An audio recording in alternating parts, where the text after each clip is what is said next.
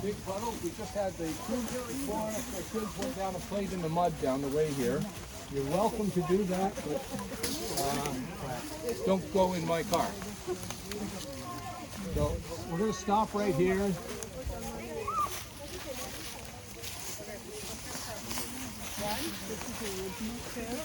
Yeah, is what he said, right? Yeah.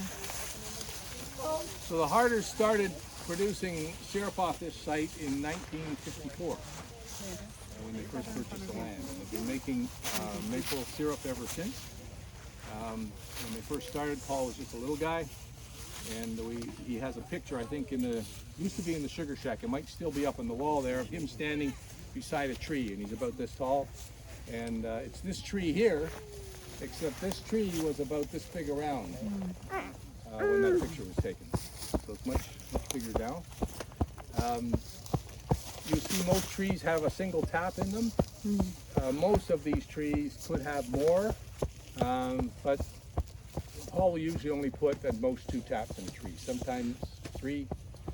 He's got one way back in the bush that I saw 5 taps one year. Don't know how many this year it's got in it, but it is a massive tree. It's a great system because the whole thing is very organic. Trees have a life cycle, about 110, 120 years. When they die, it's pretty evident they die because there's no leaves. They produce the wood that feeds the evaporator, and so it's a pretty closed loop system. And nice new shiny evaporator, stainless steel evaporator. Looks like a big fire truck sitting in there. This is the original evaporator style that they had on the site. It's not the original evaporator that he used when he was a kid. Paul picked this up at an auction somewhere because he wanted to have an example of what they used to use when he was growing up. And this type of evaporator sat on some stones back in here and then a fire lit under it, and they did it out in the open. And as things progressed, probably about the 60s, they built a sugar shack. The building that's derelict behind us here, and the evaporator sat in the sugar shack. The steam came out the top and went out the tiered roof on the top, and that was in operation for a long time. The big evaporator, though, is much different as this whole process changed. So it changed from using buckets to collect the sap, wooden buckets at one time in history, to metal buckets, and now you see lots of colored plastic buckets, green, blues, red, orange, yellow. And one of the great things, and these had them too, were lids. So lids do a lot of things. They keep the deer from drinking your profit. They keep the raccoons out, the squirrels out, that's going in there to have a bath. And so it's much better to have something with a lid on it if you're doing it at home. The taps you see in the tree we call spiles, and they look like this. There's about 2 inches of spile that goes in the tree, and the black tap sticks out, and the hose, the blue hose connects onto the end of it. The taps that I'm more accustomed to, sort of in my time, these were taps that generally you saw before the pipelines came. They attached to this bucket, and it hung off the tree quite nicely. They did come with lids, which was kind of nice. And you can still buy these taps in hardware stores. Some hardware stores that sell supplies, you get these for home use. With these, you drill a 3/4 inch hole in the tree, you tap them in gently with a block of wood, and hang your bucket, and you can make syrup at home. Don't do it in your kitchen. That's right. I did it in my kitchen the first time. hide syrup all over the walls, the ceiling. Oh, Yeah. The paint peels off.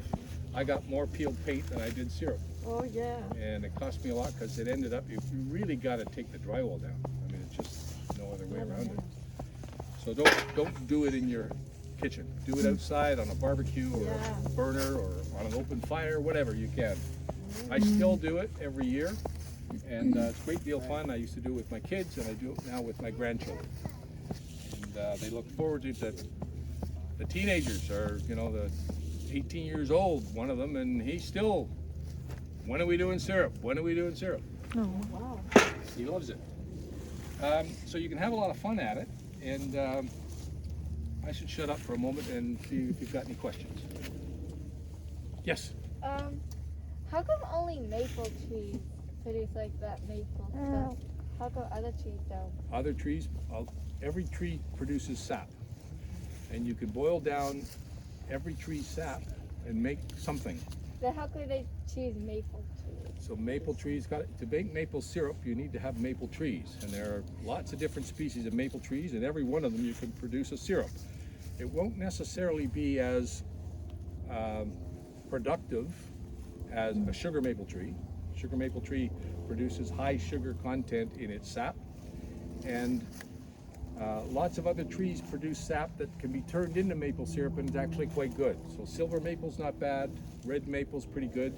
In the East Coast Canada, Nova Scotia, New Brunswick, it's mostly red maple, and red maple produces a pretty decent syrup.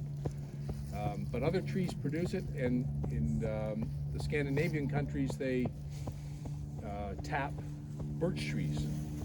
And birch trees produce a sap that produces birch syrup. Birch syrup is very, very nice. Very different. It's not as sweet. It's a very different product than maple syrup. So yes, you can, and I suspect if you tapped an evergreen tree, you could do it, but it would probably taste like turpentine. That's my guess. I don't know. Yes? I don't think the lid is gonna work for us, is because who knows, maybe the rats might get in it. Whoa. Because if the Yeah. rats are able to get into my dad's bag of bird seed, it's probably able to get into the Yeah. syrup. No, there's lots of wildlife that interrupts sugaring operation, but it comes with the course.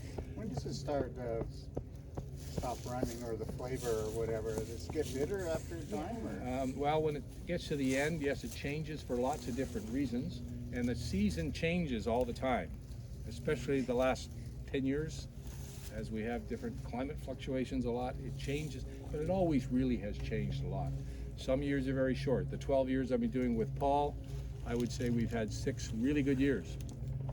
And there's been 6 that have been, I don't think Paul would say it was a good year, but he still does it. And every year he gets something. Lots of times it's, you lose a lot of money if you're paying people to do it.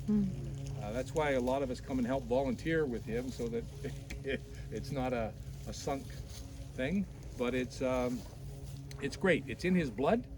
I think he'd rather lose an arm than he would stop making syrup. But he really does enjoy it. So it ends like any time now? Anytime now it'll end. It's been going, I guess, 2 weeks now. Yeah. 2 weeks? Yeah. And we're kind of hoping that this coming week is going to be a banner week. I mean, if we get the sun, you have to have sun, nice bright sun during the day, and just over freezing, 2, 3, 4, 5, 6 degrees is lovely. Freezing again at night. If you get that, as long as you get that, you're going to get sap produced. You asked about does it end for taste? Yes, it does. So it can get bitter towards the end. And Paul more stops for other reasons. One of them being, and the key one being, when the leeks start coming through. Someone asked about garlic. I haven't heard of that, but it's quite possible if there's wild garlic growing.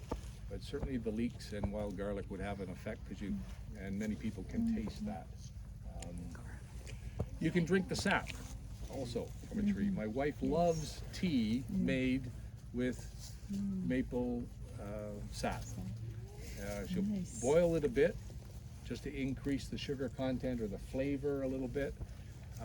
But it makes very, very nice tea. If you haven't tried it, try it. It's great. So all the sap that's going through here, it's through pressure, like you don't, it doesn't have to go down. I can see it moving and. Yep, good you know, question. Is it all pressure? Or? I was going to say pay attention to the lines because you Yeah. can see it looks like bugs crawling through the lines. That's Yeah. not bugs. That's droplets or air but it's the sap, and it's the sap is moving. This bush from the sugar shack to the bottom of this bush, which is about 300 feet back in the corner, drops 90 feet. Oh. And in that 90 feet, it's basically a tiered collection system, so it will gravity feed Yeah. to a tank back in that corner, but you can hear a motor running.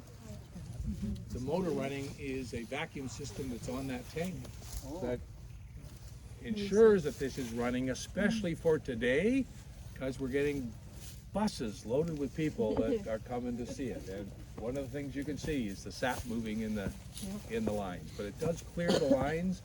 And that tanker in the back corner is connected by lines. You see the blue goes into green lines. I think it's a green line back here. And the green lines go into black lines, and the black lines connect into an underground pipe up in the corner over here that then it's pumped out of this system all the way back to the sugar shack.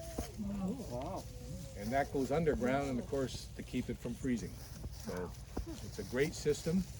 Saves an awful lot of labor. You can imagine the work involved in this and collecting it with small buckets, and you know, it would be a very extended season because how much could you collect out of buckets that size across, you know, so many acres of trees? You just couldn't do it. Any other questions? Oh, all right. Well, let's head back. We're gonna stop off at the fire running back there, and you'll see how the native people produce syrup in their day, and from there you'll go into the main evaporator room and have a look at it.